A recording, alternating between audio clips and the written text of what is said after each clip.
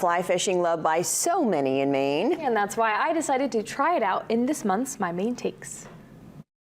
I've never been fishing ever, so today we're going fly fishing. All right, we're gonna do a quick casting tutorial up here in the parking lot where it's a little safer than down by the river. We're gonna teach on this, which is a really big cat toy. When you get it back there, just kind of like stop here, like you're hammering a nail almost. Okay, so I hold my hand here. Yep. All right, and then I'm just gonna put it back a little bit and try to finesse like Casey. Yeah. We're getting there. Okay, you wanna keep going? Yeah, I'm gonna do it one more time. Okay. And then I'm gonna get you geared up into some waders and a fly rod, and then we'll get you down fishing for some bass. Basically, just put them on like pants. It's like learning how to walk. It's a fly fishing adventure without getting lost and doing a little trekking through the woods. Casey Shannon is a member of the Penobscot Fly Fishers. We're gonna take a little stroll.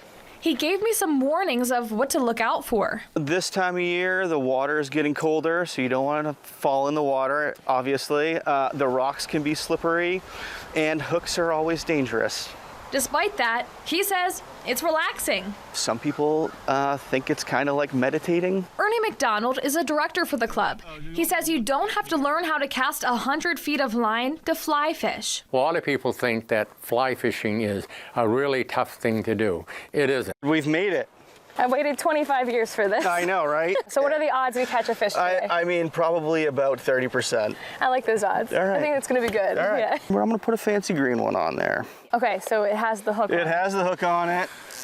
We're alive and ready to go. If we do catch a fish and you get something that bites your fly, you're gonna want a Statue of Liberty it. Just hold it straight up, it'll tighten the line, and then I'll pull it in for you. Amazing. Just bring it back like to the D-loop, just keep the line in the water, and then flip it forward.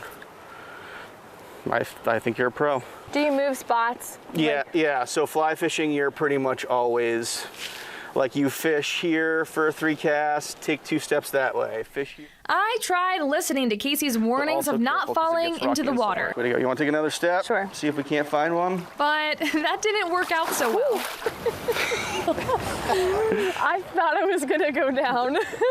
While we had some hope that we would catch a fish, I thought I felt something. Okay, it could have been. But it could have been the wind. we did not catch a fish, but got to take in the beauty of nature. And this time of year, why wouldn't you want to look at this and check it all out? I feel like I would like to fish during this time of the year the most because you see all like the colors. While both Casey and Ernie are members of the club, anyone can take the classes they offer. This is an education. We want to educate people, give people an opportunity to learn, and we teach them the different types of fly fishing.